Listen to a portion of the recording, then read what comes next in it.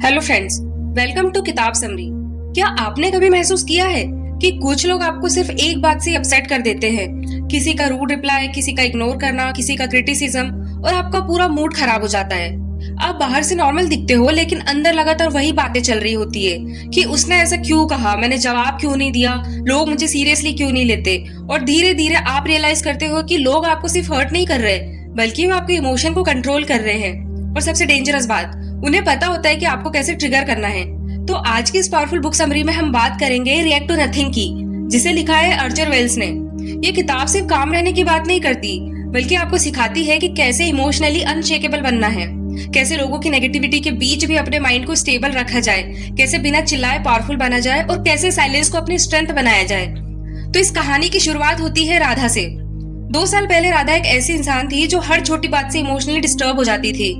Office में boss की एक हार्श कमेंट और पूरा दिन खराब, किसी कलीग का सरकास्टिक जोक और घंटों ओवर थिंकिंग, रिलेशनशिप में थोड़ा सा डिस्टेंस और पैनिक शुरू। हर सिचुएशन उसे अंदर से इफेक्ट कर देती थी। वो ओवर रिएक्ट करती थी, हर बात पर्सनली लेती थी, और सबसे बड़ी प्रॉब्लम, लोगों को ये पता था। उन्हें पता था कि राधा को आसानी से ट्रिगर किया जा सकता है। बस एक कमेंट और उसका इमोशनल बैलेंस टूट जाता था। ऑफिस पॉलिटिक्स में वो हमेशा हार जाती थी, क्योंकि उसकी रिएक्शन प्रिडिक्टेबल थी। उसकी इमोशन उसके चेहरे पर साफ दिखाई देती थी, और यही उसकी सबसे बड़ी वीकनेस बन चुकी थी। लेकिन फिर एक दिन कुछ ऐसा हुआ जिसने उसकी पूरी जिंदगी बदल दी। एक इंपॉर्टेंट मीटिंग चल रही थी, पूरी टीम मौजूद थी। तभी एक सीनियर कलीग ने जानबूझकर राधा को डांटा, इंसल्ट किया कि तुम्हारा काम हमेशा लेट आता है और ऑनेस्टली क्वालिटी भी बिल्कुल एवरेज है। जबकि ये बात झूठ थी, लेकिन पूरी टीम के सामने कही गई। पुरानी राधा तुरंत रिएक्ट करती, वो खुद को डिफेंड करने लगती, प्रूफ देने लगती, आर्ग्यू करने लगती, और एग्जैक्टली वही सामने वाला चाहता था। क्योंकि जब आप इमोशनली रिएक्ट करते हो तो सामने वाला ऑलरेडी जीत चुका होता है। उस दिन मीटिंग के बाद एक मेंटर ने राधा से सिर्फ एक बात कही, तुम्हारी सबसे बड़ी प्रॉब्लम तुम्हारी वीकनेस नहीं, तुम्हारी रिएक्शंस है। और फिर उसे एक किताब रेकमेंड की, रिएक्ट टू नथिंग। उस किताब का एक सेंटेंस राधा के माइंड में हमेशा के लिए बैठ गया, non reaction is power, silence is strength, control is confidence. और यहीं से उसकी ट्रांसफॉर्मेशन शुरू हुई। इस किताब का पहला और सबसे पावरफुल लेसन है, हर लड़ाई का जवाब देना जरूरी नहीं होता। हमें बचपन में सिखाया जाता है कि अपनी बात रखो, फाइट बैक करो, खुद को प्रूव करो। लेकिन ये किताब का ट्रुथ बिल्कुल अलग है। रियल पावर हर बात का जवाब देने में नहीं, हर सिचुएशन में काम रहने में है। इमेजिन करो, अगर कोई आपको प्रोवोक करे और इंस्टेंटली आप रिएक्ट कर दो तो क्या होगा? आप डिफेंसिव दिखोगे, इमोशनली अनस्टेबल दिखोगे, और सामने वाले को एग्जैक्टली वही मिलेगा जो वो चाहता है, आपका इमोशनल कंट्रोल। लेकिन अगर आप काम रहो, साइलेंस मेंटेन करो और बिना रिएक्ट किए किसी सिचुएशन को ऑब्जर्व करो, तो अचानक पावर डायनेमिक बदल जाता है। क्योंकि अब सामने वाला कंफ्यूज हो जाता है कि ये रिएक्ट क्यों नहीं कर रहा, क्या इसे फर्क नहीं पड़ रहा, या मैं कंट्रोल नहीं कर पा रहा हूँ। और वहीं से आपकी रियल पावर शुरू होती है। राधा ने ये चीज पहली बार ऑफिस में अप्लाई की। एक कलीग ने सरकास्टिकली कहा कि तुम हमेशा इतनी सीरियस क्यों रहती हो। पहले वो तुरंत एक्सप्लेन करती, ऑकवर्ड स्माइल देती या खुद को जस्टिफाई करती, लेकिन इस बार उसने सिर्फ हल्की सी स्माइल दी, आई कांटेक्ट मेंटेन किया और कामली अपना काम कंटिन्यू किया। बस, no explanation, no defence, no emotional reaction. और सामने वाला खुद ऑकवर्ड फील करने लगा। यही राधा को समझ आया कि कई बार साइलेंस सबसे लाउड रिस्पॉन्स होता है। लेकिन नॉन रिएक्शन आसान नहीं होता, क्योंकि अंदर इमोशंस बॉइल कर रहे होते हैं, एंगर, हर्ट, फ्रस्ट्रेशन। तो उन्हें कंट्रोल कैसे करें? यही से किताब इमोशनल मास्टरी सिखाती है। पहला स्टेप, अवेयरनेस। जब कोई आपको ट्रिगर करे तो सबसे पहले नोटिस करो कि आपके अंदर क्या हो रहा है। हार्ट रेट बढ़ रहा है, ब्रीदिंग फास्ट हो रही है, बॉडी टेंस हो रही है। बस ऑब्जर्व करो, क्योंकि जिस मोमेंट आप अवेयर हो जाते हो, उसी मोमेंट आप ऑटोमेटिक रिएक्शन से बाहर आने लगते हो। दूसरा स्टेप, पॉज। रिएक्शन और ट्रिगर के बीच थोड़ी स्पेस क्रिएट करो। बस 3 से 5 सेकंड का डीप ब्रीथ लो और मेंटली काउंट करो। यही छोटा सा पॉज आपको चॉइस देता है। अब आप रिएक्ट नहीं, कॉन्शियसली रिस्पॉन्ड कर सकते हो। तीसरा स्टेप है चूज। अब डिसाइड करो, क्या ये सिचुएशन आपके रिस्पॉन्स को डिजर्व भी करती है? क्योंकि हर बात का जवाब देना मैच्योरिटी नहीं है, और कई बार सबसे इंटेलिजेंट रिस्पॉन्स होता है नो रिस्पॉन्स। एक दिन राधा की फ्रेंड ने उसे हर्ट करते हुए कहा कि तुम कभी किसी की फीलिंग्स प्रॉपर्ली समझ ही नहीं सकती। पुरानी राधा तुरंत डिफेंड करती कि मैं हमेशा सबके लिए अवेलेबल रहती हूँ, और फिर आर्ग्यूमेंट शुरू हो जाता। लेकिन इस बार उसने खुद को ऑब्जर्व किया, उसे हर्ट फील हुआ, उसने डीप ब्रीथ लिया और कुछ सेकंड का पॉज लिया। फिर कामली बोली कि शायद तुम्हें ऐसा फील हुआ होगा, हम बाद में पीसफुली बात करेंगे। बस, no drama, no shouting, no emotional explanation. और पहली बार सिचुएशन फाइट में कन्वर्ट नहीं हुई। इस किताब का अगला पावरफुल लेसन है वैलिडेशन सीकिंग, यानी हर समय दूसरों की अप्रूवल चाहना। राधा की सबसे बड़ी प्रॉब्लम यही थी। वो चाहती थी कि लोग उसे अप्रिशिएट करे, अप्रूव करे, रिस्पेक्ट करे, और जब ऐसा नहीं होता तो उसे लगता कि शायद वो इनफ नहीं है।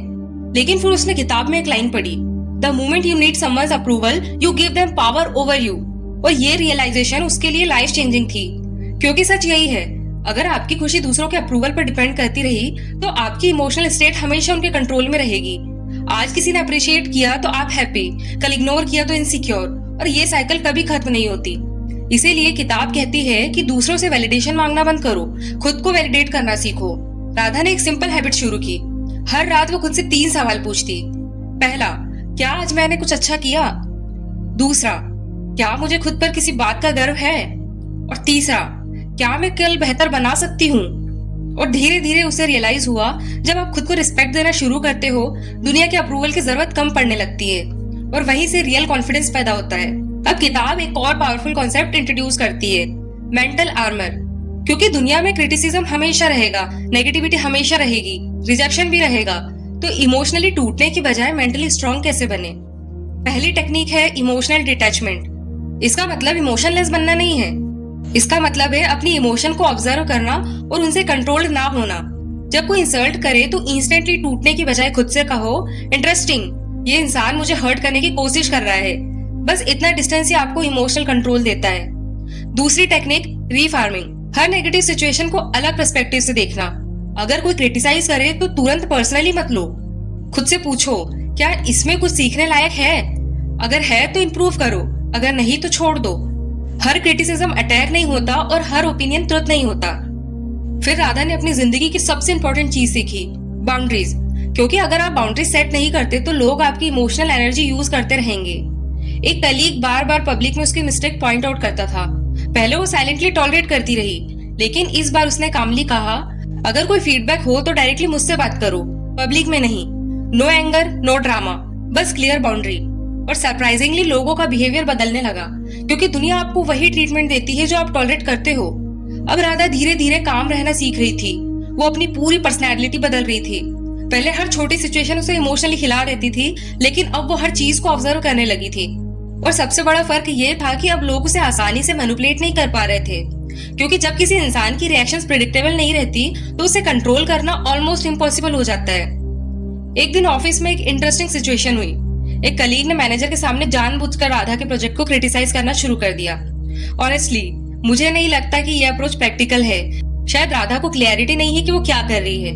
पहले वाली राधा तुरंत डिफेंसिव हो जाती, डाटा निकालती और अपने डिसीजंस जस्टिफाई करती, आर्ग्यूमेंट शुरू हो जाता। लेकिन इस बार उसने हल्की से स्माइल दी और कामली कहा, इंटरेस्टिंग पर्सपेक्टिव, चलो बाद में डिटेल में डिस्कस करते हैं। और बस, no emotional reaction, no ego battle. और सरप्राइजिंगली मैनेजर उस कलीग से ज्यादा राधा की कंपोजर से इंप्रेस हुआ, क्योंकि जब कोई इंसान प्रेशर में भी काम रहता है तो ऑटोमेटिकली पावरफुल दिखने लगता है। दूसरी तरफ कलीग फ्रस्ट्रेटेड हो गया, क्योंकि उसे वो रिएक्शन नहीं मिला जो उसकी उम्मीद थी। यही किताब का एक डीप प्रिंसिपल समझ आता है। लोग कई बार आपको इसीलिए प्रोवोक करते हैं ताकि वो अपनी इमोशनल स्टेट कंट्रोल कर सके, और जिस दिन आप रिएक्ट करना बंद कर देते हो उसी दिन उसकी पावर खत्म हो जाती है। धीरे धीरे राधा ने ये प्रिंसिपल अपनी पर्सनल लाइफ में भी अप्लाई करना शुरू किया। एक दिन उसकी दोस्त उससे काफी नाराज थी। वो लगातार कंप्लेन कर रही थी कि तुम कभी भी प्रॉपर्ली नहीं समझती हो, तुम्हें बस अपने ही काम से मतलब रहता है। पुरानी राधा होती तो तुरंत डिफेंड करती कि मैं हमेशा सबके लिए टाइम निकालती हूँ, और फिर आर्गुमेंट घंटों चलता। फिर जिंदगी ने उसे एक और लेसन सिखाया, सोशल प्रेशर। उसके फ्रेंड्स एक एक्सपेंसिव ट्रिप प्लान कर रहे थे। सब इंसिस्ट कर रहे थे कि राधा तुम भी चलो। हालांकि अंदर से वो जानती थी कि ये ट्रिप उसके बजट से बाहर है। पहले वो लोग सिर्फ खुश करने के लिए हाँ कर देती थी, फिर बाद में स्ट्रेस लेती रहती। लेकिन इस बार उसने कामली कहा कि मैं इस बार स्किप करूंगी, अगली बार जरूर चलूंगी। बस, no over explanation, no guilt, no fake excuses. और इंटरेस्टिंगली उसे किसी ने जज नहीं किया, क्योंकि कॉन्फिडेंट लोग हर डिसीजन जस्टिफाई नहीं करते, वो सिंपल डिसाइड करते हैं और आगे बढ़ते हैं। यही से किताब का सबसे पावरफुल कॉन्सेप्ट शुरू होता है, अनशेकेबल बनना। अनशेकेबल होने का मतलब ये नहीं है कि आपको कुछ फील नहीं होता। इसका मतलब ये है कि चाहे बाहर कितना भी केओस हो, लेकिन अंदर स्टेबिलिटी बनी रहती है। किताब इसे आई ऑफ द स्टॉर्म कहती है। तूफान बाहर चलता रहता है, लेकिन बीच में एक जगह ऐसी होती है जहाँ सब कुछ शांत होता है, और इमोशनली स्ट्रांग लोग उसी जगह से ऑपरेट करते हैं। लेकिन ऐसा बनने के लिए डेली मेंटल ट्रेनिंग चाहिए। राधा ने सबसे पहले मेडिटेशन शुरू की, सिर्फ 10 मिनट, नो कॉम्प्लिकेटेड प्रोसेस, बस क्वाइटली बैठना है, ब्रीदिंग ऑब्जर्व करना है और थॉट्स को आते जाते देखना है। शुरुआत में उसका माइंड बहुत रेस्टलेस था, लेकिन धीरे धीरे उसे रियलाइज हुआ मेडिटेशन थॉट्स हटाने के लिए नहीं, उनसे कंट्रोल्ड ना होने के लिए होती है। अब कोई सिचुएशन आते ही उसका माइंड इंस्टेंटली एक्सप्लोर नहीं करता, उसके पास पॉज था, अवेयरनेस थी, और वही अवेयरनेस इमोशनल फ्रीडम बन रही थी। फिर उसने एक और पावरफुल हैबिट शुरू की, वर्स्ट केस सिनेरियो प्लानिंग। पहले वो हर छोटी चीज से डर जाती थी कि अगर लोग मुझे जज करेंगे तो, अगर मैं फेल हो गई तो, अगर रिलेशनशिप खत्म हो गया तो। लेकिन अब वो खुद से पूछती है, ठीक है, वर्स्ट केस सिनेरियो क्या होगा? जॉब चली जाएगी, नहीं मिल जाएगी, रिलेशनशिप खत्म हो जाएगा, दर्द होगा, लेकिन जिंदगी खत्म नहीं होगी। लोग जज करेंगे, लेकिन कुछ दिन बाद वो अपनी जिंदगी में बिजी हो जाएंगे। और धीरे धीरे फियर का कंट्रोल कम होने लगा, क्योंकि ज्यादातर डर रियलिटी से नहीं, इमेजिनेशन से पैदा होता है। फिर किताब एक बहुत डीप लेसन सिखाती है, आइडेंटिटी सेपरेशन। यानी आप आपकी जॉब नहीं हो, आप आपकी रिलेशनशिप स्टेटस नहीं हो, आप लोगों की ओपिनियंस नहीं हो। पहले राधा हर चीज को अपनी आइडेंटिटी बना चुकी थी। अगर ऑफिस में क्रिटिसिज्म मिला तो उसे लगता था कि वो फेलियर है, अगर किसी ने इग्नोर किया तो उसे लगता था कि शायद वो इम्पोर्टेंट नहीं है। लेकिन धीरे धीरे उसने समझा, इवेंट्स टेम्पररी होते हैं, लेकिन आपकी वैल्यू परमानेंट होती है। अगर कोई जॉब चली जाए तो इसका मतलब ये नहीं है कि आपकी वर्थ खत्म हो गई। अगर कोई रिश्ता टूट जाए तो उसका मतलब ये नहीं है कि आप लवेबल नहीं हो।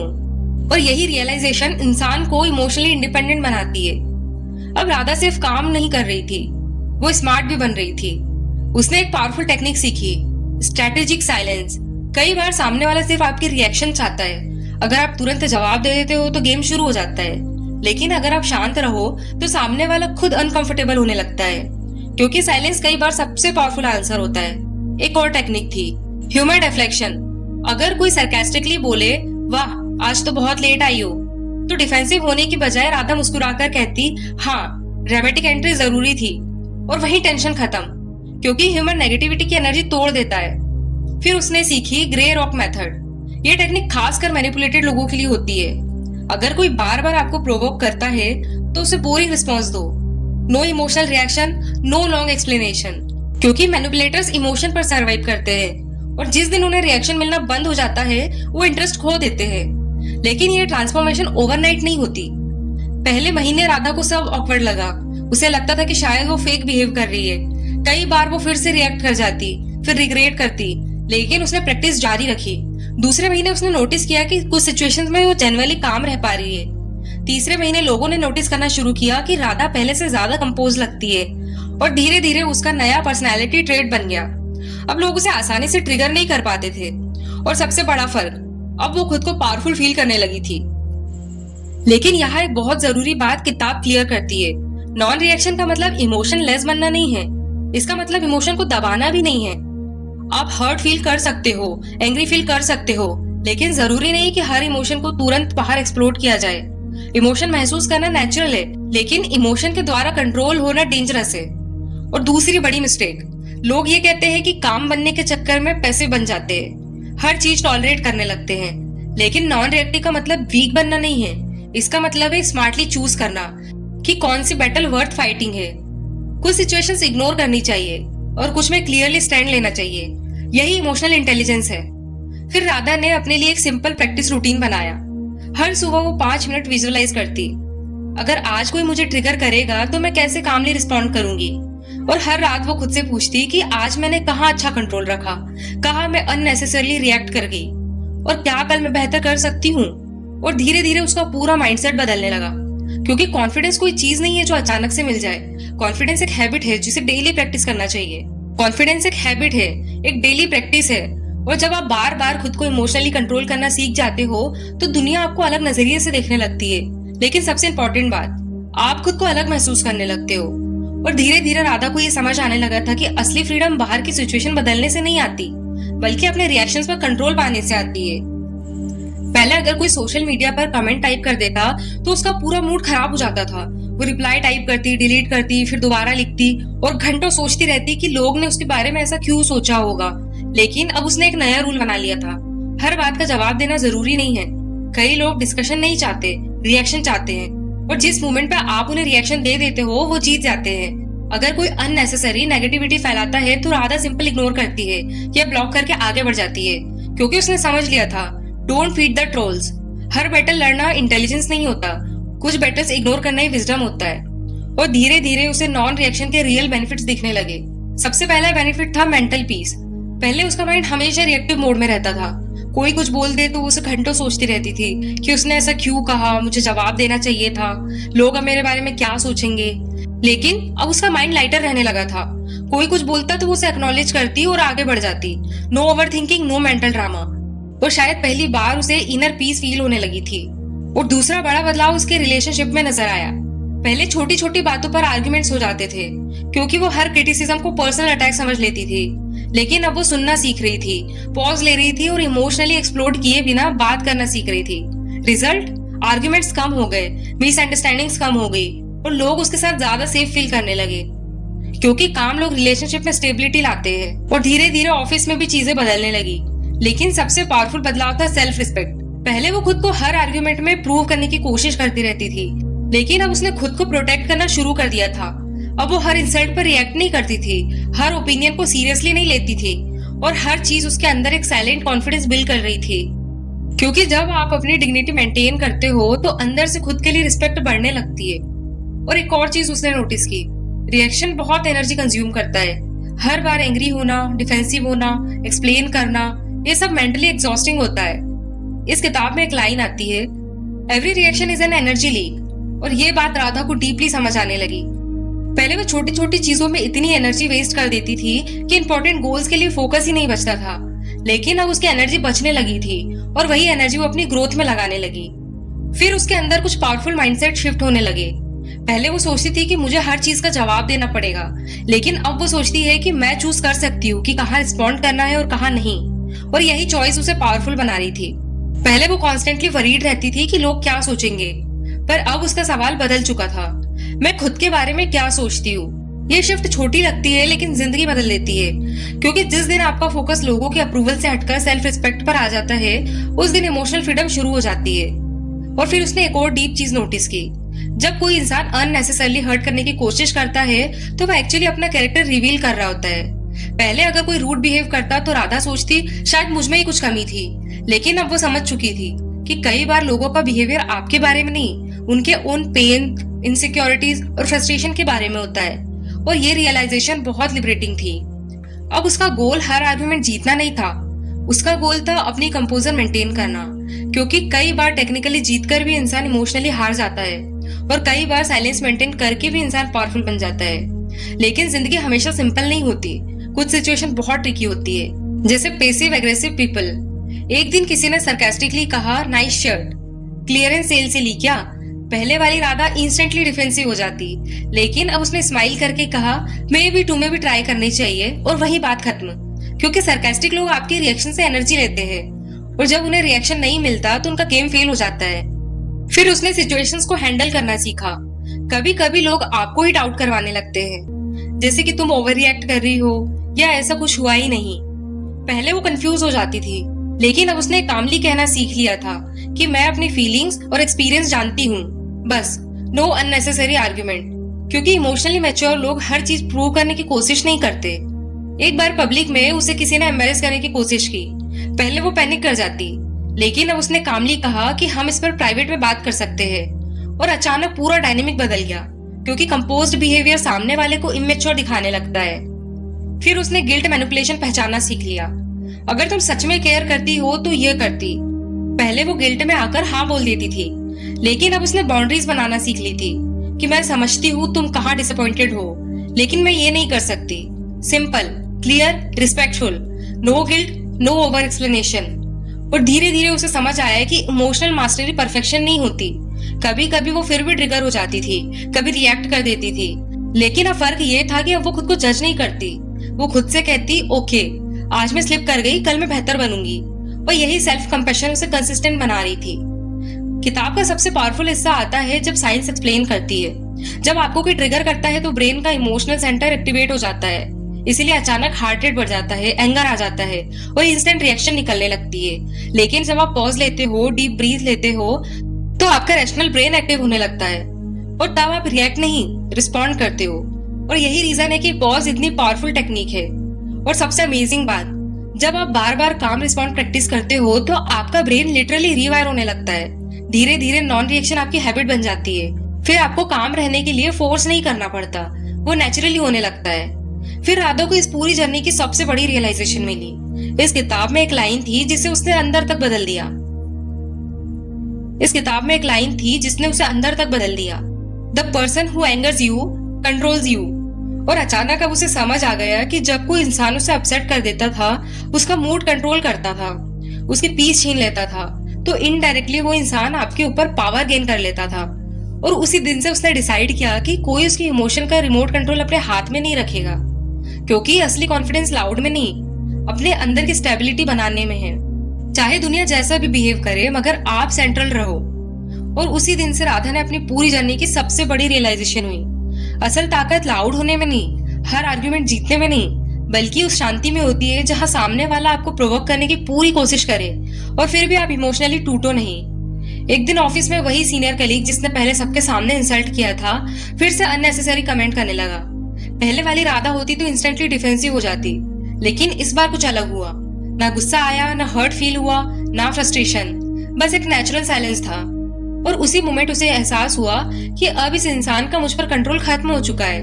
पहले उसका कमेंट पूरा दिन खराब कर देता था, लेकिन अब जीरो इफेक्ट।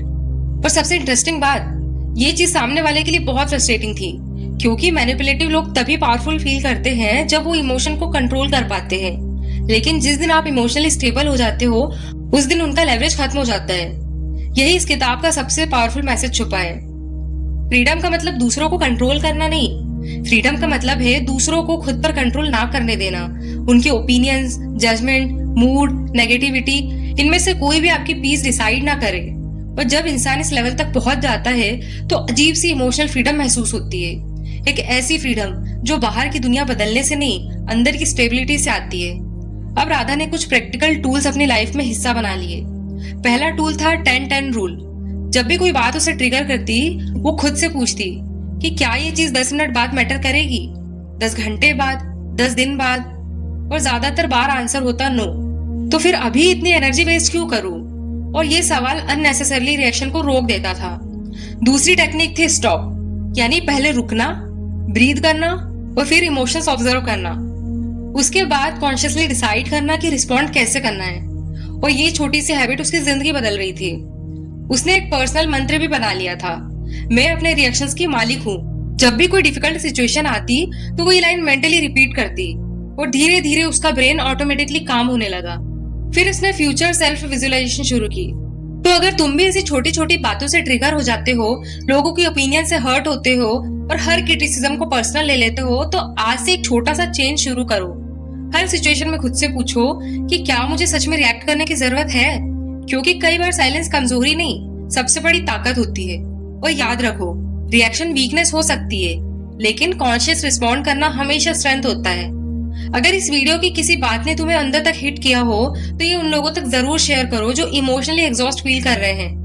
और अगर तुम अगले 30 दिनों तक इन प्रिंसिपल और प्रैक्टिस को अप्लाई करने वाले हो, तो नीचे कमेंट करके जरूर लिखो कि I choose peace over reaction.